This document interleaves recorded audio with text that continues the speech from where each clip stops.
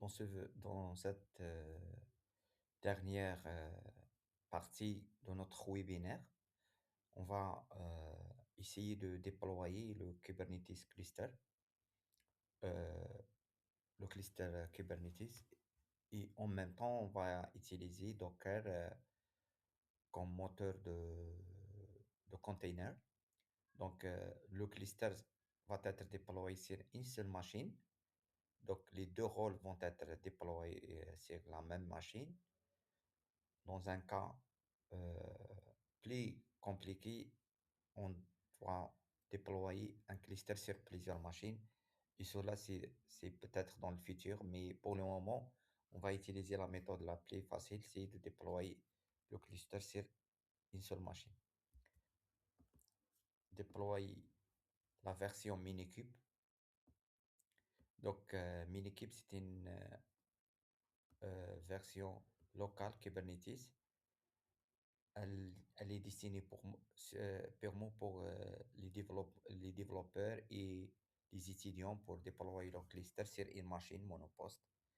Donc pour cela, on aura besoin d'une machine virtuelle ou d'un serveur physique avec les caractéristiques minimum suivantes. Donc de CPU 20 Go, 2 Go de RAM, 20 Go de mémoire et une connexion Internet. Et ici, il exige pour gérer le container runtime, il faut avoir une version Docker ou autre. Donc, il y a plusieurs façons d'installation. Donc, pour notre cas, c'est du Linux. Donc, c'est possible de l'installer sur Windows ou macOS, ou même utiliser directement sur une version déjà déployée sur GitHub. Donc, pour Linux, on va faire Linux Architecture. Donc moi, je vais utiliser l'architecture x86, c'est ça l'architecture standard. Il y a les autres architectures, comme la ARM ou les autres. Donc là, les types d'installation, binary, Debian. Donc si je vais utiliser sur Debian, je dois utiliser ce package, ou le RPM pour le cas. Donc pour notre cas, euh, ça va être du binary. Donc, mais avant, je vais essayer de montrer comment installer machine virtuelle sur Linux, c'est-à-dire on va profiter de l'occasion pour faire un peu de Linux. Et pour cela, je vais installer Linux CentOS. Bon, je vais me connecter sur mon lab.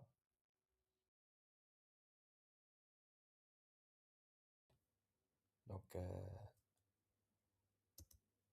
je télécharge la version depuis le site web de CentOS. Je vais la monter à ma machine virtuelle. Donc, je vais attendre. J'ai aussi créé deux disques durs, deux partitions. Et je vais vous montrer pourquoi on fait de préférence dès le début avant de créer un serveur ou une machine virtuelle, de créer plusieurs disques et même d'utiliser les LVM, les Logical Volume, en cas où dans le futur vous aurez besoin de plus d'espace. Donc vous pouvez créer d'autres disques et l'attacher à ces LVM, et comme ça vous n'aurez pas de problèmes en cas votre VM a besoin de plus de stockage. Donc, comme best practice, on va vous montrer, il faut utiliser les LVM. Donc, je vais choisir anglais. Le keyboard, je vais changer en français.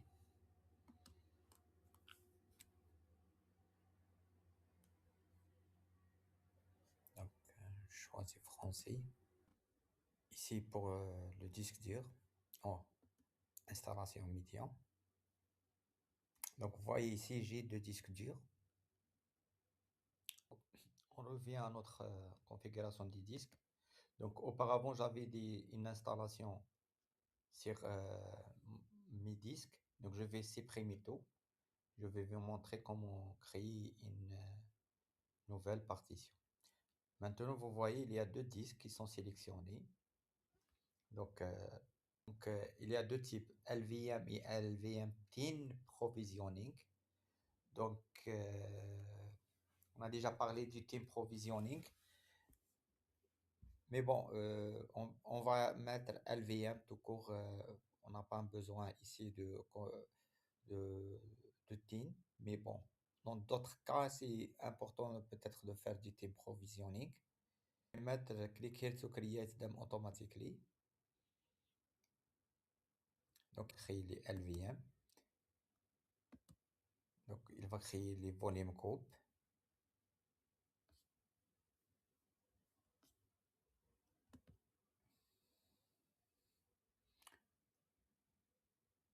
Donc, il va formater tout. Accept.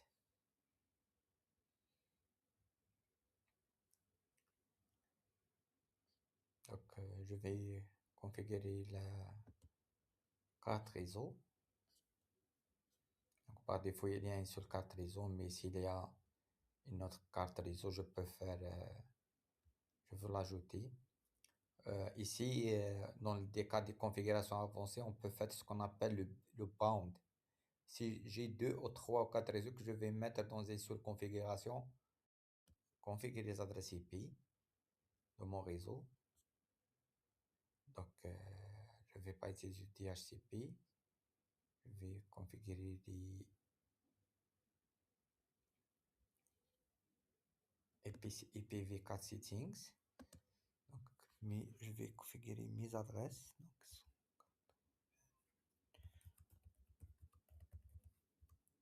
63. Oh, sorry. 68. 9. Donc là, pour votre cas, il faut utiliser votre adresse réseau. Ça, c'est le mien.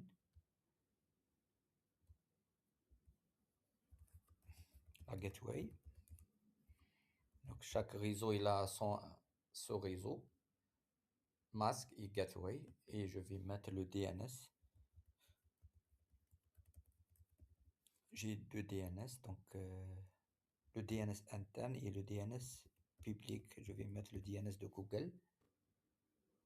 Un point important, parfois dans des cas spécifiques, dans des entreprises qui nécessitent beaucoup d'exigences de sécurité, il y a des normes de sécurité qu'il faut les respecter avant d'installer un serveur. Donc, en configurant la bonne, la celle demandée, donc ici c'est la norme NCI, il y a la norme DSA. Donc, chaque norme, il a des exigences pour les appliquer avant d'installer l'OS. Par exemple, la petite histoire des volumes et comment créer les file systems. Il ne faut pas mettre les file systems dans la même partition. Il faut mettre le home data dans des partitions séparées, les var logs, etc., etc. Donc ça, c'est les best practices qu'on trouve dans des installations avancées. Donc je vais mettre aussi l'utilisateur root. Donc CentOS, pas comme Ubuntu. Ubuntu, le root il est désactivé. Donc le CentOS,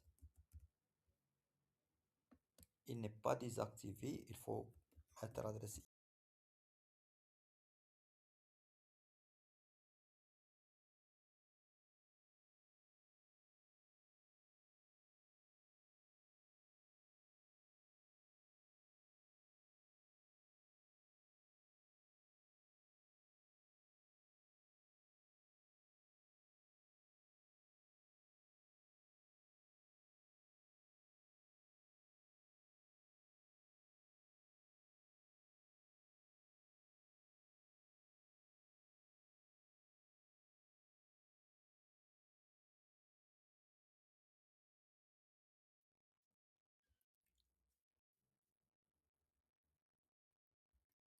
Donc je reviens sur mon partitionnement de disque. On avait une petite erreur, il disait que l'espace disque n'est pas suffisant pour installer l'OS. Pourquoi? Puisqu'on a alloué 50 Go pour l'OS, le root, vous voyez, il a découpé toute partition.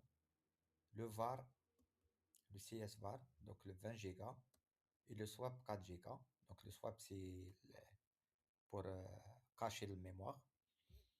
Il a donné 10 Go au répertoire utilisateur et c'est 60 Go pour data, pour tout ce qui est ISO et tout.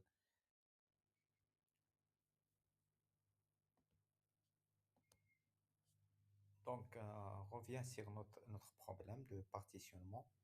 Donc, pour changer le partitionnement, d'abord, j'ai supprimé le, le data qui contient 60 Go.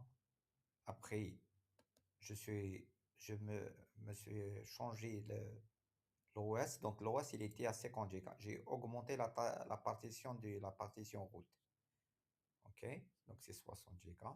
Donc, le 50 Go, donc, je vais créer le file system data. Je vais installer. Donc, depuis le console, je peux me connecter sur ma machine. Donc, avec le compte root qu'on a créé pendant le déploiement. Donc, si on peut voir que l'adresse IP est configurée, donc c'est ça l'adresse IP 192.168.69. Donc, je vais pinguer la passe par l'internet. Donc, le port raison. Par contre, pour se connecter en mode SSH, donc le serveur SSH est installé par défaut aussi.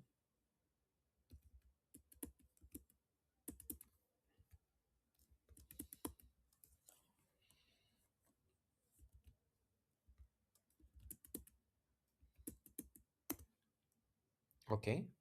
Par contre, si je veux me connecter au serveur SSH avec avec le root, il ne va pas se connecter puisque par défaut, le root n'est pas autorisé à utiliser le SSH. Donc, soit il faut mettre le root, autoriser le retour dans SSH, soit créer un nouveau utilisateur et qui est une best practice et il faut lui donner des privilèges user. Donc, dans notre cas, j'ai créé un user, je l'ai appelé CentOS. Donc, users. Donc, c'est ça, il y a deux users, CentOS et user. Euh, donc, il faut donner des privilèges au compte user CDOers. Donc, il y a plusieurs façons de le faire. Donc, soit d'ajouter le compte CentOS à la liste des fichiers autorisés CDOers. Sinon, pour le système Red Hat, il faut juste l'ajouter dans le groupe will. Et on va voir, et on va bien qu'il est déjà dans le groupe will ici. Donc, donc le groupe will, il a déjà des privilèges sudo.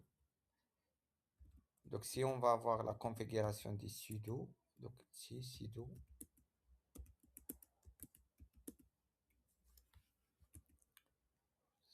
.conf.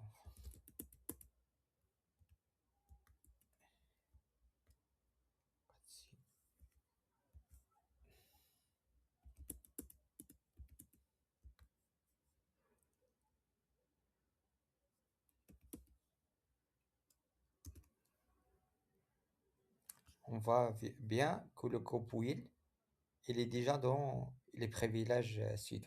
Regardez ici, will, en bas.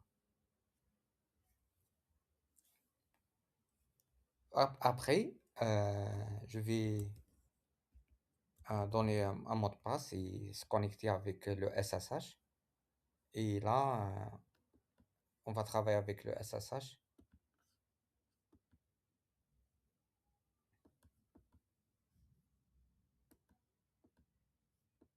Voilà. Donc, id CentOS, il est là. Donc, c'est le best practice. Après, je vais ajouter aussi dans le groupe Docker pour permettre à CentOS de lancer Docker. Ça, on va le voir après. Donc, ça, deuxième best practice, donc connexion SSH.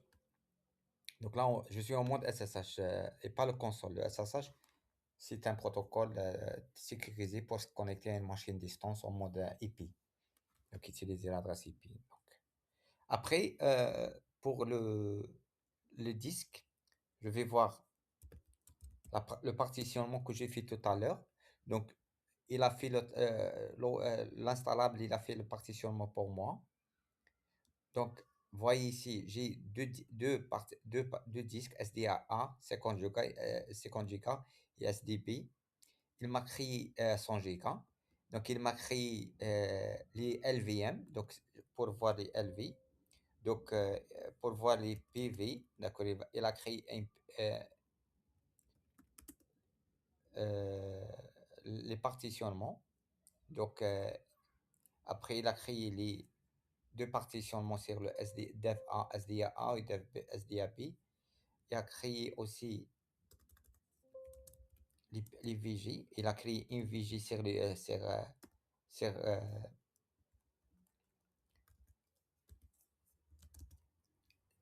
il a créé une VG. Après, il a créé une LV. LV. Ah, plusieurs LV. Donc, le logical volume data, logical volume home, logical volume swap. Après, il a créé les file systems.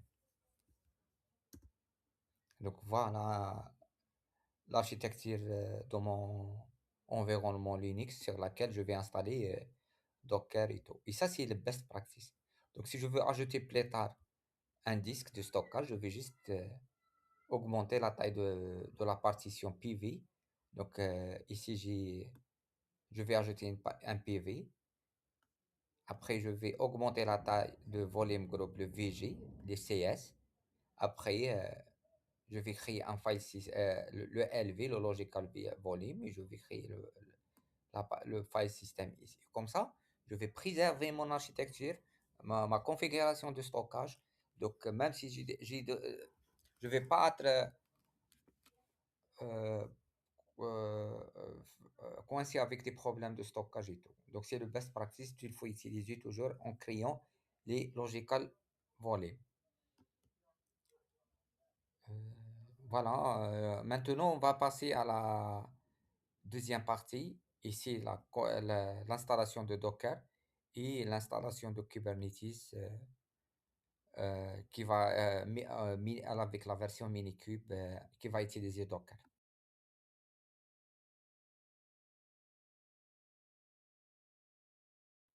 Après, euh, lancer la commande install depuis C package. Aussi, c'est possible de le faire autrement sans utiliser le repository, directement télécharger le RPM. Une fois téléchargé sur votre PC, le serveur, vous pouvez l'installer. Après, vous démarrez. Il y a la troisième méthode, c'est télécharger directement avec pas le RPM, mais avec le script d'installation. Donc, depuis le site de Docker, téléchargez le script gazdocker.sh. Après, essayez de lancer le script, le bash script, et suivre les étapes. Donc, ici, nous allons suivre la méthode conventionnelle. Donc, nous avons déjà configuré le YAML manager. Il est pointé vers Docker, le lien de Docker. Maintenant, on va lancer l'installation de package. C'est-à-dire même ici, si je vais faire une chose, Cardia, c'est des commandes Linux que... Donc, si je vais faire list repo et pas add repo. Normalement, on va trouver list. Donc, la commande, c'est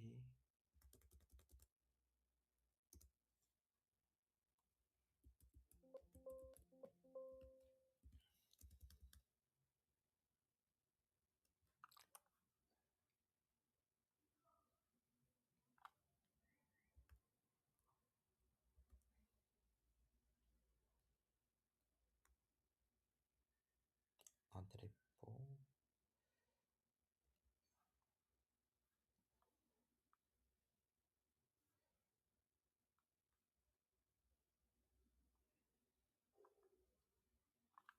Je vais faire comme ça.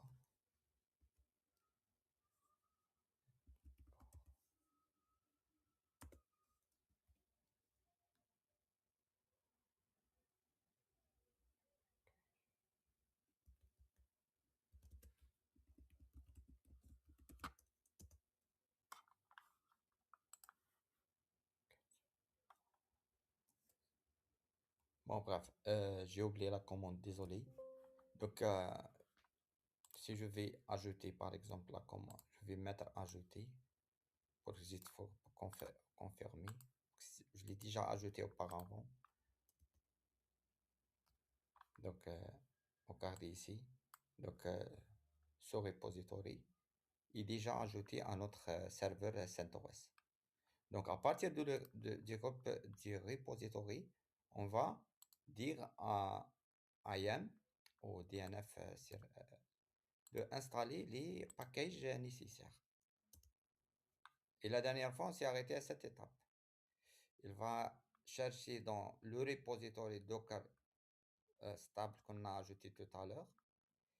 Il va euh, ok, il va me dire c'est bon, j'ai trouvé.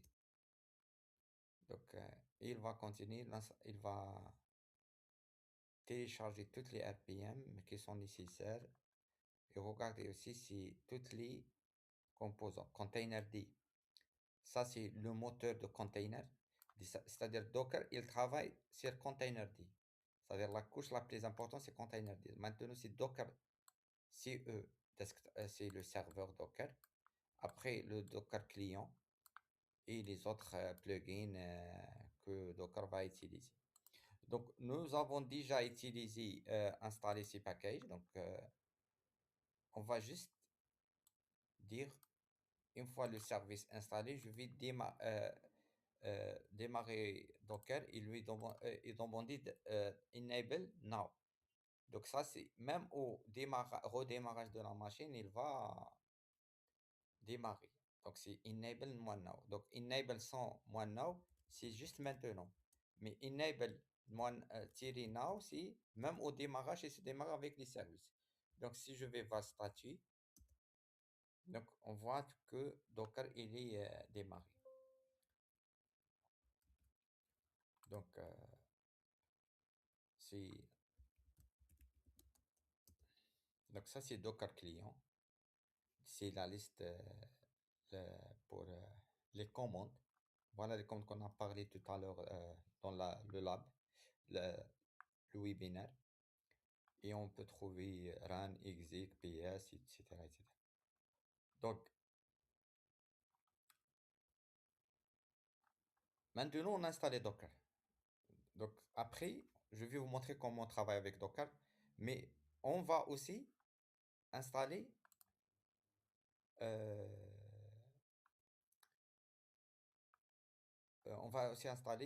Minikube, Kubernetes.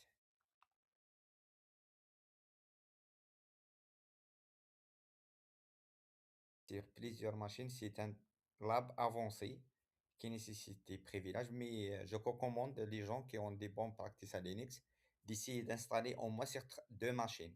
Une machine pour le control plan et une machine pour le worker. Sinon, l'idéal, c'est d'installer une machine control plan et trois machines worker. Comme ça, vous allez avoir un vrai lab Docker avec Kubernetes avec trois machines et qui, en général, populaire dans les déploiements dans les entreprises. Donc, pour, euh, pour l'installation, il y a deux, soit le RPM, soit le binary. Donc, si je vais choisir le RPM, donc je vais télécharger les packages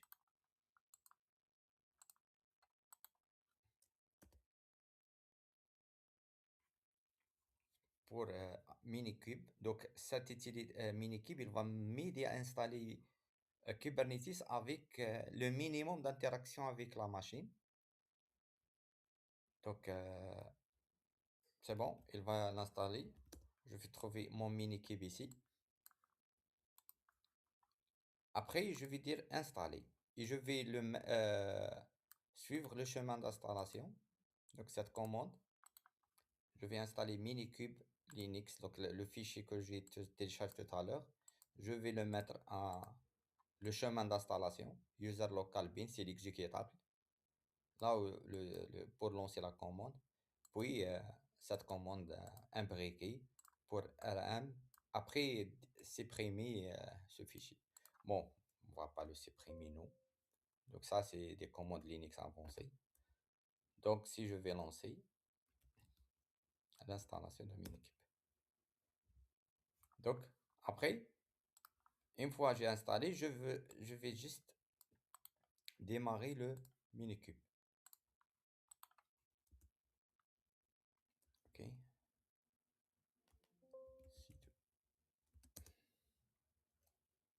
Donc, je vais refaire la commande d'installation. Je sais pas, peut-être Minikube.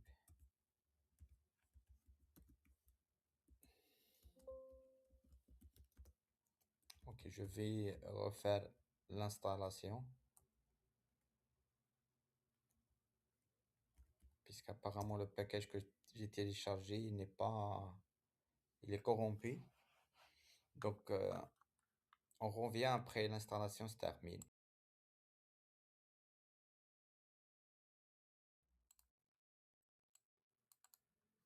Donc, on revient sur notre installation de Minikube. Donc, une fois téléchargé le fichier minikube.ktr, on va démarrer le serveur Minikube. Donc, c'est une ligne de commande. On va la copier, l'installer dans le user bin local, user local bin. Après, je vais démarrer. Start. Je vais démarrer les serveurs.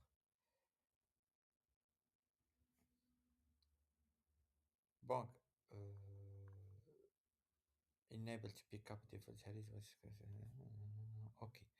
Il n'arrive pas à démarrer puisqu'il y a un problème sur l'interaction avec Docker. Donc, on revient sur notre... Non, c'est bon, on a pu régler l'interaction avec Docker. Donc, il a compris que il y a sélecté Docker.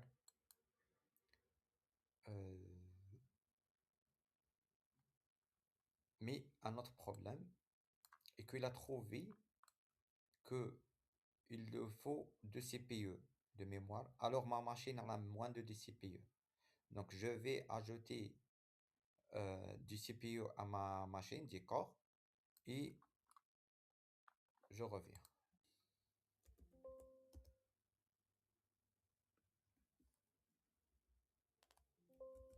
Donc, je vais demander d'arrêter la machine, pas le démarrer, et directement, tout de suite. Donc, c'est bon. Donc, je reviens sur ma machine. Normalement, après que je reviens,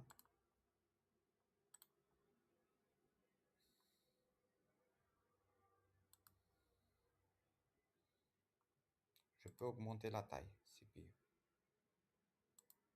Et la RAM, je vais ajouter aussi la RAM. Je vais mettre 2 Go. Je vais mettre 4 quand même. Et je vais dire, mettre les choses. Je vais dire au CPI, il est hot pluggable.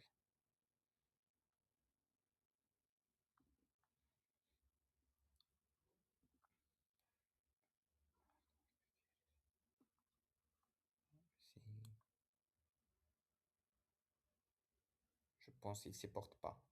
Ah oui, le CentOS 9, il ne supporte pas l'option auto pluggable, c'est-à-dire ajouter.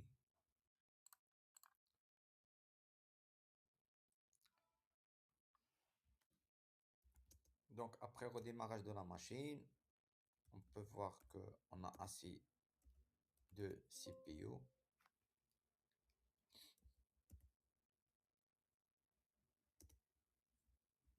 mémoire. Donc pour installer, pour démarrer une équipe avec forcer une équipe de démarrer avec Docker, donc on va mettre set default.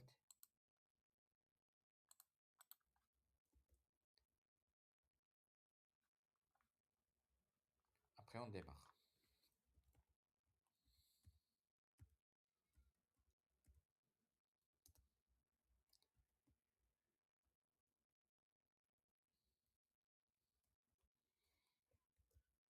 Une équipe start. Sinon,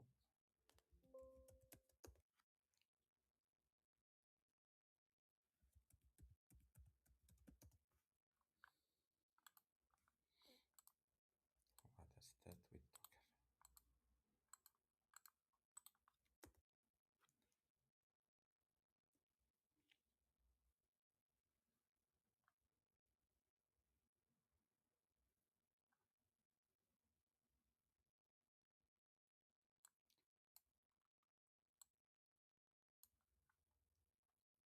Donc il y a un petit problème de permission. Add your user to the Docker group. Ah, d'accord.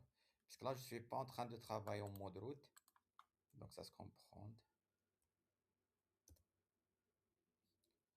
Donc je vais ajouter mon user. Donc mon user c'est quoi? C'est CentOS. Donc si je vais dire c'est quoi user. Donc,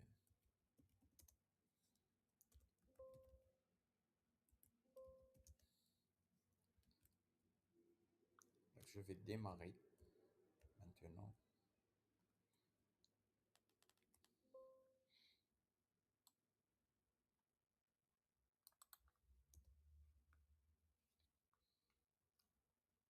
Donc si on a installé avec le compte route, ce problème ne va pas apparaître.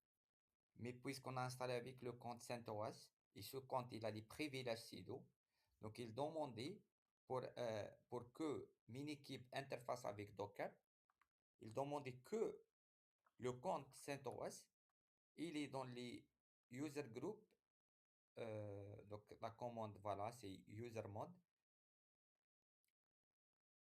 modifier le compte, le groupe Docker en ajoutant le groupe user. Donc sur Linux, il faut bien comprendre la notion d'utilisation du user et du groupe et les permissions. Donc ça, c'est dans le manuel d'installation.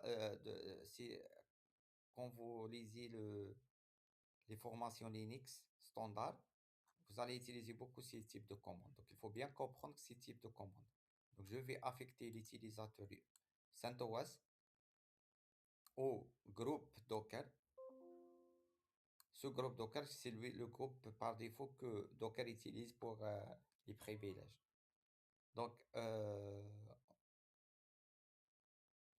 il va télécharger des packages donc, avant de télécharger le cluster. Donc, on va attendre jusqu'à que il va télécharger la nouvelle version de Kubernetes. Il va déployer le cluster. Et d'ici là, je vous laisse et on revient après, une fois le cluster de Kubernetes démarré, pour faire le lab de création des comptes, de création des VM, des containers.